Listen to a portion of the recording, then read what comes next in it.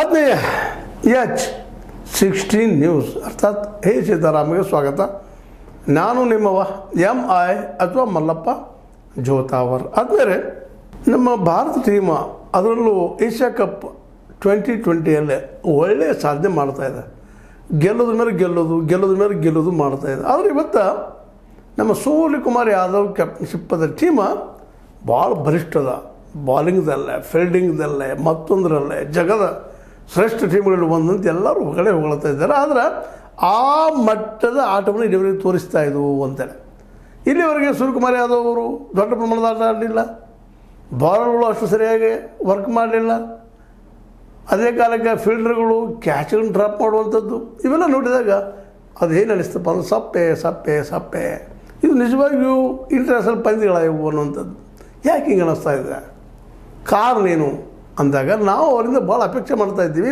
ಇಲ್ಲ ಅವ್ರ ಆಟ ಅಷ್ಟು ಕೆಳಮಟ್ಟಕ್ಕೆ ಬಂದದ್ದು, ಎಲ್ಲರೂ ಒಂದಿರಬೇಕು, ಇಲ್ಲಂತಲ್ಲ. ಆದ್ರೆ ಗೆದ್ದಿದ್ದಾರೆ ಇಲ್ಲಂತಲ್ಲ. ಆದರೆ ಒಂದಿಷ್ಟು ಕೆಲವೊಂದು ಬಿಹೇವಿಯರ್ಗಳು ಮಾತ್ರ ಸರಿನಾ ಅನ್ನುವಂಥದ್ದು. ಯಾಕಂದ್ರೆ ಪಾಕಿಸ್ತಾನ ವಿರುದ್ಧ ಗೆದ್ದಾಗ ಯಾರೂ ಇಲ್ಲ, ಅವರು ಶತ್ರು ಇರಲಿ ಮಿತ್ರ ಇರಲಿ, ಮನೆ ಬಾಗಿಲಿಗೆ ಬಂದಾಗ ಕೈ ಮುಂದೆ ಚಾಚಿದಾಗ ಕುಲುಕಬೇಕಾಗಿದ್ದು ದೋಸ್ತಿಯಪ್ಪ. ಬೇಡ ದೋಸ್ತಿ ಬೇಡ ಇದ್ರೆ ಹೋಗ್ರಿ, ಒಂದು ಸೌಜನ್ಯ ಇರ್ತದಲ್ಲ, ನಾಗರಿಕತೆ ಅಂತದ್ದು ಇರ್ತದಲ್ಲ. ಹೌದು, ಹಿಂದೂ ಮುಸ್ಲಿಂ ಅನ್ನುವಂಥ ಚಿಕ್ಕ ನಮ್ಮಲ್ಲಿ ಇರ್ಬೋದಿಲ್ಲ ಅಂತಲ್ಲ, ಪಾಕ್ ವಿರುದ್ಧ ಜಬರ್ದಸ್ತ ನಮ್ಮ ವಿರೋಧ ಇರ್ಬೋದಿಲ್ಲ ಅಂತಲ್ಲ. ಆದ್ರೆ ನಿಮ್ಗೆ ಅಷ್ಟು ವಿರೋಧ ಇದ್ದರೆ ಆ ಏಷ್ಯಾ ಕಪ್ದಾಗ ಭಾಗ ಯಾಕೆ ವಹಿಸಿದ್ರಿ? ನಮ್ಮ BJP ಸರ್ಕಾರ ಅದರಲ್ಲಿ ಅವ್ರನ್ನ ಭಾಗವಹಿಸ್ಲಿಕ್ಕೆ ಯಾಕೆ ಹಚ್ಚಿತು? ಮತ್ತು ಮೇಲೆ ಸೂರ್ಯಕುಮಾರ್ ಯಾದವ್ ಅವ್ರು ರಾಜಕಾರಣಿ ಅಲ್ಲ, ಒಬ್ಬ ಆಟಗಾರ. ಇವೆಲ್ಲರೂ ಇವತ್ತು ಪ್ರಶ್ನೆಗಳಿದ್ದಾವೆ. ಆ ದಿಶೆಯಲ್ಲಿ ನಮ್ಮ ಶಶಿ ತರೂರ್ ಕಾಂಗ್ರೆಸ್ ಸಂಸದ, ಅದರಲ್ಲೂ ಸ್ವಲ್ಪ BJPಗೆ ಬೇಕಾದಂಥ ವ್ಯಕ್ತಿ, ಅದರಲ್ಲೂ ವಿಶೇಷವಾಗಿ ಮೋದಿಯವ್ರ ಸಮೀಪದ ಮಿತ್ರ, ಅವರೊಂದು ಮಾತು ಕಮೆಂಟ್ ಮಾಡ್ತಾ ಇದ್ದಾರೆ. ಒಂದು ರೀತಿ ಇದು ನೋಡಿದಾಗ ನಮಗೂ ಅನ್ನಿಸ್ತದೆ, ಈ ಶಶಿ ತರೂರ್ ಅದು ಬುದ್ಧಿವಂತ, ಇಂಡಿಯಾ ಕಂಡಂಥ ಕೆಲವು ಬುದ್ಧಿವಂತರಲ್ಲಿ ಇವರು ಒಬ್ಬರು. ತಪ್ಪುಗಳಾಗಿರ್ಬೋದು ಅವರಿಂದ, ಆದರೆ ಕೆಲವರಲ್ಲಿ ಒಬ್ಬರು ಬುದ್ಧಿವಂತ ಎಂದು ತನ್ನದ ಕಾಂಪ್ರಮೈಸ್ ಮಾಡ್ಕೊಳ್ಳೋದಿಲ್ಲ ಯಾರ ಜೊತೆಗೂ ಅನ್ನೋದಕ್ಕೆ ಇದೊಂದು ಸಾಕ್ಷಿ. ಅವ್ರು ಹೇಳ್ತಾರೆ ಅಂದರೆ, ಪಾಕಿಸ್ತಾನದ ಬಗ್ಗೆ ಅಸಮಾಧಾನ ಇದ್ದರೆ ಭಾರತದ ಕ್ರಿಕೆಟ್ ತಂಡವು ಏಷ್ಯಾ ಕಪ್ ಟೂರ್ನಿಯಲ್ಲಿ ಆಡಬಾರ್ದಿತ್ತು. ಅಷ್ಟು ನಿಮಗೆ ಇರ್ಸಣ ಇತ್ತು. ಅಂದರೆ ಯಾಕೆ ಆಡಿದ್ರಪ್ಪ? ಏನು ಕಾರಣ ಆಡಿದ್ರಿ? ಬಿಟ್ಟು ಬಿಡಬೇಕಾಗಿತ್ತು. ನೀವು ಹೋಗಿ ಏಷ್ಯಾ ಕಪ್ ನಡೀತಿರಲ್ವಾ ಅನ್ನುವಂಥ ಪ್ರಶ್ನೆಯನ್ನು ಮಾಡ್ತಾ ಇದ್ದಾರೆ. ಹೋಗಿದ್ರಿ ಅಂದಂತ ನಾವು ಅವರೊಂದಿಗೆ ಆಡಲು ಹೋದರೆ ಸಂಪ್ರದಾಯದಂತೆ ಆಟ ಆಡಬೇಕು. ಸಂಪ್ರದಾಯದವ ಮತ್ತು ಪದ್ಧತಿ ವಿಶ್ವಾಸದ ಆಟಗಾರರಪ್ಪ, ಯಾವುದೇ ದೇಶದವರಲ್ಲಿ ಅವ್ರು ನಮ್ಮವರ ಎದುರಾಳಿ ತಂಡದ ಆಟಗಾರರ ಕೈ ಕುಲುಕಬೇಕಿತ್ತು, ಥ್ಯಾಂಕ್ಸ್ ಹೇಳಬೇಕಾಗಿತ್ತು, ಕೈ ಕುಲುಕಬೇಕಾಗಿತ್ತು ಅನ್ನೋಂಥ ಮಾತಾಡ್ತಾ ಇದ್ದಾರೆ. ಇದನ್ನು ನೋಡಿದಾಗ ಸಹಜ ಅನ್ನಿಸ್ತದೆ, ನಮ್ಮ ಆಟಗಾರ ಒಂದಿಷ್ಟು ಗರ್ವಿಷ್ಠೇನು ಅಂತ. ಇರ್ಬೋದಿಲ್ಲ ಅಂತಲ್ಲ, ಮನುಷ್ಯನಿಗೆ ಸಹಜ ಇರ್ತದೆ ಎಲ್ಲೋ ಒಂದು ಮೂಲೆಯಾಗ. ಅದರಾಗೂ ಇವತ್ತು ಇಡೀ ವಿಶ್ವ ಭಾಳ ಸ್ಟ್ರಾಂಗ್ ಟೀಮ್ ರೀ ಇಂಡಿಯಾ ಅಂತನೂ ಮುಂದೆ ಸಹಜವಾಗಿ ಸೂರ್ಯಕುಮಾರ್ ಯಾದವ್ ಅವ್ರಿಗೆ ಒಂದಿಷ್ಟು ತಮ್ಮ ಬಗ್ಗೆ ಅತಿ ಒಂದು ಅಭಿಮಾನ ಬಂದಿರಬೋದಿಲ್ಲ ಅಂತಲ್ಲ. ಜೊತೆಗೆ ಆಡಳಿತಾರೂಢ ಪಕ್ಷದ ಒಂದು ಬೆಂಬಲ ತೊಗೋಬೇಕು ಅನ್ನೋಂಥ ಆಸೆನೂ ಇರಬೇಕು ಯಾವುದೋ ಮೂಲವಾಗ. ಸಹಜ ಇರ್ತದೆ ಮನುಷ್ಯಾಗ. ನಾ BJP ಪರ ಮಾಡಿದ್ರೆ ನನಗೆ ಇನ್ನಷ್ಟು ಹೆಚ್ಚು ಅವಕಾಶ ಸಿಗ್ತಾವೆ ಅನ್ನೋಂಥದ್ದು ಅವ್ರ ತಲೆಯಲ್ಲಿ ಇರಬೇಕು. ಇಲ್ಲ ಅಂತ ಹೇಳಲಿಕ್ಕೆ ಆಗೋದಿಲ್ಲ. ಅದೇನೋ ಆಗಲಿ, ಇದು ನಡೆದ ಘಟನೆ. ಬಟ್ ಈಗ ನಾವು ಮುಖ್ಯವಾಗಿ ಮಾತಾಡಬೇಕಾಗಿದ್ದು, ಈಗ ಇನ್ನು ಮುಂದಿನ ಇವತ್ತು ಲಂಕಾ ಜೊತೆಗಿದೆ. ಈ ಲಂಕಾ ಜೊತೆಗೆ ಸುಲಭವಾಗಿ ಗೆಲ್ಲೋದು ಸರಳಿಲ್ಲ ಅಂತ. ಯಾಕಂತಂದ್ರೆ Lanka it is strong team.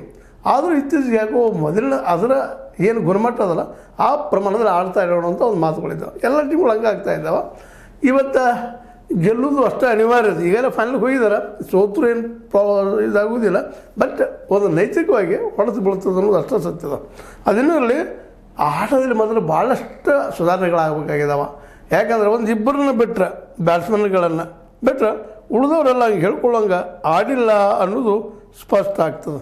ಅದರಲ್ಲೂ ಮುಖ್ಯವಾಗಿ ಫೈನಲ್ ಹೆಂಗಿರ್ಬೇಕಪ್ಪ ಹೋದಾಗ ಅಂತಂದ್ರೆ, ಇವತ್ತು ಗೆಲ್ಲುವಾಗ ಹೆಂಗಿರ್ಬೇಕಪ್ಪ ಅಂದ್ರೆ ಪರ್ಫೆಕ್ಟಾಗಿರ್ಬೇಕು. ಬ್ಯಾಟರ್ಗಳು ಸರಿಯಾಗಿ ಬ್ಯಾಟ್ ಬೀಸೋ ಜೊತೆಗೆ ಒಳ್ಳೆಯ ಕಲಾತ್ಮಕ ಆಟನೂ ಆಡಬೇಕಾಗಿದೆ ಮತ್ತು ನಿಜವಾಗಿ ಗೆಲ್ಲೂ ಬೇಕಾಗಿದೆ.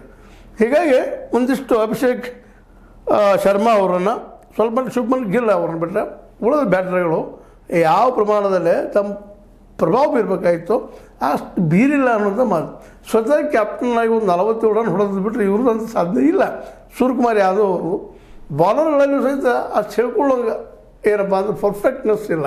ಆದರೆ ಒಂದು ಸಮಾಧಾನ ಏನಪ್ಪ ಅಂತಂದ್ರೆ, ನಮ್ಮ ಈ ಒಂದು ಬೌಲರ್ ವಿಶೇಷವಾಗಿ ಜಸ್ಪ್ರೀತ್ ಬುಮ್ರಾ ಅವರು ಒಂದಿಷ್ಟು ಲಯ ಕಂಡುಕೊಂಡಿದ್ದಾರೆ ಆಟದಲ್ಲಿ ಅನ್ನುವಂಥದ್ದು. ಜೊತೆಗೆ ವರುಣ್ ಚಕ್ರವರ್ತಿ ಅವರು ಚೆನ್ನಾಗಿ ಬಾಲ್ ಮಾಡ್ತಾ ಇದ್ದಾರೆ, ಮತ್ತು ನಮ್ಮ ಕುಲದೀಪ್ ಯಾದವ್ ಅವರು ಸಹ ಚೆನ್ನಾಗಿ ಬಾಲ್ ಮಾಡ್ತಾ ಇದ್ದಾರೆ. ಹೀಗಾಗಿ ಒಂದಿಷ್ಟು ಆಸೆ. ಆದರೆ 9 ಕ್ಯಾಚ್ಗಳು ಇದುವರೆಗೆ ಬಿಟ್ಟಿದ್ದಾರೆ ಅನ್ನೋದು ಇದು ಬಹಳಷ್ಟು ಚರ್ಚೆಗೊಳಗಾದಂಥ ವಿಷಯ. ಸಹಜದಲ್ಲಿ ಮನುಷ್ಯ ಗೆದ್ದಾಗ ಯಾರು ವಿಮರ್ಶೆ ಮಾಡೋದಿಲ್ಲ, ಆದರೆ ಸೋತ್ರೆ ಒಂದೊಂದು ಹೆಚ್ಚಿನ ಸಹಿತ ವಿಮರ್ಶೆ ಮಾಡ್ತಾರೆ. ಇದು ಮನುಷ್ಯನ ಸ್ವಭಾವ. ಯಾಕಪ್ಪ ಅಂತಂದ್ರೆ ಗೆದ್ದಾಗ ಯಾವುದೂ ಕಾಣೋದಿಲ್ಲ, ಎಲ್ಲ ಪರ್ಫೆಕ್ಟ್ ಅದ ರೀ ಅಂತಾರೆ. ಬಟ್ ನ್ಯೂನ್ಯತೆಗಳು ನಾವು ಯಾವಾಗಲೂ ಗಮನಿಸ್ಬೇಕಾಗ್ತದೆ. ಗೆದ್ದಾಗ ಖುಷಿ ಪಡೋದು, ಸೋತಾಗ ದುಃಖಿಸೋದು, ಇವೆರಡು ತಪ್ಪ. ಇವೆರಡು ಮಾಡೋರು ಸಹಜ ಮನುಷ್ಯರು. ಇದನ್ನು ಮೀರಿಲ್ಲ ಅವರನ್ನ ಸ್ಥಿತಪ್ರಜ್ಞರು. ಸ್ಥಿತಪ್ರಜ್ಞೆ ಅಂತಂದ್ರೆ ಯಾವುದನ್ನಾದರೂ ಸಹಿತ ಸಮಾನವಾಗಿ ಸ್ವೀಕಾರ ಮಾಡುವಂಥದ್ದು. ಸೋಲು ಬರಲಿ ಗೆಲುವು ಬರಲಿ, ಗೆದ್ದಾಗ ನಾವು ಎಲ್ಲಿ ಸೋತಿದ್ದೀವಿ ಅಥವಾ ಎಲ್ಲಿ ನಾವು ಫೇಲ್ ಮಾಡಿದ್ದೀವಿ ಅನ್ನೋದು ವಿಚಾರ ಮಾಡಬೇಕು.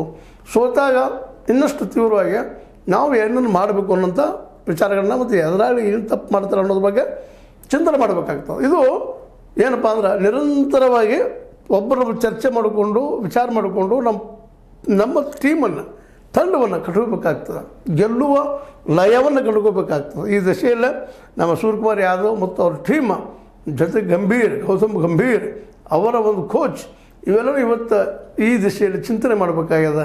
ಗೆದ್ದಿದ್ದೀವಿ ನಾವು ಫೈನಲ್ ಗೆಲ್ತೀವಿ ಅಂತಲ್ಲ, ಭಾಳಷ್ಟು ಸಲ ಯಾವುದೋ ಒಂದಲ್ಲಿ ತಿಳ್ಕೊಂಡಿದ್ದು ಟೀಮ್ ಅದು ಒಮ್ಮಿಂದ ಮೇಲೆ ಹೆಸರು ಗೆದ್ದಿಲ್ವಂಥ ಪ್ರಸಂಗಗಳು ಬರ್ತಾವೆ. ಮತ್ತು ಪಾಕಿಸ್ತಾನ ಟೀಮ್ ಇವತ್ತು ಯಾವುದು ಸಹಿತ ಭಾರತದ ಎದುರು ಆಡುವಂಥ ಪ್ರಸಂಗ ಬಂದಾಗ ತನ್ನ ಎಲ್ಲ ಶಕ್ತಿಯನ್ನು ಒಟ್ಟುಗೂಡಿಸಿ ಆಡ್ತಾ ಇರ್ತದೆ ಅನ್ನೋದನ್ನು ನಾವು ಯಾವಾಗಲೂ ಮರಿಬಾರ್ದು ಅದನ್ನು. ಯಾಕಂದ್ರೆ ಈಗ ಸೋತಿರ್ಬೋದು ಎಲ್ಲ ಸಲ, ಆದರೆ 3ನೇ ಸಲನೂ ಸೋಲ್ತದೆ ಅನ್ನೋದು ಗ್ಯಾರಂಟಿ ಏನದ. ಮತ್ತು ಫೈನಲ್ಗೆ ಬರುವಂಥ ಸಾಧ್ಯತೆಗಳು ಭಾಳ ಇದ್ದಾವೆ ಪಾಕಿಸ್ತಾನ. ಅದಕ್ಕಾಗಿ ಇವತ್ತಿನ ಈ ನಮ್ಮ ಸೂರ್ಯಕುಮಾರ್ ಅವ್ರ ಟೀಮ್ ಭಾಳ ವಿಚಾರ ಇಟ್ಟುಕೊಂಡು ಎಚ್ಚರಿಕೆ ಹೆಜ್ಜೆ ಜೊತೆಗೆ ಲಂಕಾ ಜೊತೆ ಗೆಲ್ಲಲೇಬೇಕು. ಅದರಲ್ಲೂ ಫೀಲ್ಡಿಂಗ್ ಭಾಳ ಇಂಪ್ರೂವ್ ಮಾಡ್ಕೋಬೇಕಾಗಿದೆ. ಬುಮ್ರಾ ಅಂತ ಇದ್ದಿದ್ದಾರೆ, ಆದರೆ ಬುಮ್ರಾ ಒಬ್ಬ 11 ಮಂದಿನ ಸೋಲಿಸೋಕ್ಕಾಗೋದಿಲ್ಲ. ಅಲ್ಲಿ 11 ಮಂದಿ ಇರ್ತಾರೆ, ನಮ್ಮ ಮೇಲೆ ಗಮನಕ್ಕೆ ಇರಬೇಕಾಗ್ತದೆ. ಯಾಕಂದರೆ ಎಲ್ಲ ಇದು ಒಗ್ಗಟ್ಟಿನ ಆಟ, ಒಬ್ಬನ ಆಟ ಅಲ್ಲ.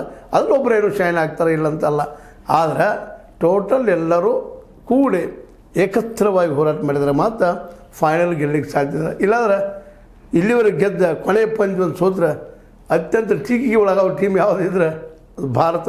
ಯಾಕಂದ್ರೆ ಈಗ ಏಷ್ಯಾ ಖಂಡದ ದೇಶಗಳಿಗೆ ಹೇಳ್ಕೊಳ್ಳೋಂಥ ಪರ್ಫಾರ್ಮೆನ್ಸಲ್ಲಿಲ್ಲ. ಮುಂಬರುವ ದಿನಗಳಲ್ಲಿ ವರ್ಲ್ಡ್ ಕಪ್ ಬರೋದಿಲ್ಲ, ಅದರಲ್ಲಿ ಯಾವ ರೀತಿ ಆಗಬಹುದು ಅನ್ನೋದನ್ನು ಈಗಲೇ ಅದನ್ನು ಊಹೆ ಮಾಡಬೇಕಾಗ್ತದೆ. ಅದಕ್ಕಾಗಿ ಈ ಒಂದು ದಿಗ್ಗಜರಿಲ್ಲದ ಏಷ್ಯಾ ಕಪ್ ಟೀಮ್ಗಳನ್ನು ಸೋಲಿಸೋದು, ಫೈನಲ್ ಗೆಲ್ಲೋದು ಭಾರತದ ಮುಂದೆ ಇರುತ್ತಿರೋದು ದೊಡ್ಡ ಸವಾಲೂ ಹೌದು. ಯಾಕಂದ್ರೆ ಯಾವ ಆಟಗಾರರಲ್ಲಿ ಎಂಥ ಶಕ್ತಿ ಅದ ಅನ್ನೋದು ಹೇಳಲಿಕ್ಕೆ ಆಗಲಾರಂಥದ್ದು. ಎಲ್ಲರೂ ಹೊಸ ಹುಡುಗರು, ಹೀಗಾಗಿ ಆ ಹುಡುಗರ ಶಕ್ತಿ ಯಾವಾಗ ಎಕ್ಸ್ಪೋಸ್ ಆಗ್ತದೋ ಗೊತ್ತಿಲ್ಲ ಅನ್ನೋ ಮಾತು ನೆನಪಿಟ್ಕೊಂಡು ಇವತ್ತು ಸೂರ್ಯಕುಮಾರ್ ಮತ್ತು ಅವ್ರ ತಂಡ, ಬುಮ್ರಾ ಬೌಲಿಂಗು ಜೊತೆಗೆ ಸ್ಪಿನ್ನರ್ ಎಲ್ಲರೂ ಕೂಡಿ ಈ ಒಂದು ತಂತ್ರ ಹೂಡಿ ಗಂಭೀರವಾದಂಥ ಸಲಹೆ ಕೊಟ್ಟಾಗ ಗೆಲುವಾಗ್ತದೆ. ಗೆದ್ದಾಗ ಮಾತ್ರ ಸೋತಿದ್ದು ಎಲ್ಲ ವಿಷಯಗಳಾಗಿರ್ಬೋದು, ಮತ್ತೆ ದೋಷಗಳಿರ್ಬೋದು ಮುಚ್ಚಿ ಹೋಗ್ತಾವೆ ಅನ್ನೋದು ಅಷ್ಟೇ ಸತ್ಯ. ಏನೋ ಆಗಲಿ ಗೆಲ್ಲಿ ಅನ್ನೋದು ಭಾರತೀಯರಾದ ನಮ್ಮೆಲ್ಲರ ಆಸೆ. ನೋಡು ಇನ್ನು ಸೂರ್ಯಕುಮಾರ್ ಏನು ಮಾಡ್ತಾರೆ ಅನ್ನೋದನ್ನು ಅಂತ ಹೇಳ್ತಾ ನನಗೆ ಅನಿಸಿದ ಕೆಲವು ಮಾತುಗಳನ್ನು ಮಾತಾಡಿದ್ದೀನಿ. ನಿಮ್ಗೆ ಲೈಕ್ ಆಗ್ಬೋದು, ಲೈಕ್ ಮಾಡಿ, ಶೇರ್ ಮಾಡಿ, ಕಮೆಂಟ್ ಮಾಡೋ ಜೊತೆಗೆ ಸಬ್ಸ್ಕ್ರೈಬ್ ಆಗೋದು ನಿಲ್ಲಿಸಬೇಡ್ರಿ. H16 ನ್ಯೂಸ್ ಅರ್ಥ ತರ ಸತ್ಯದ ಕೈಗಳಲ್ಲಿ ವಂದನೆಗಳು.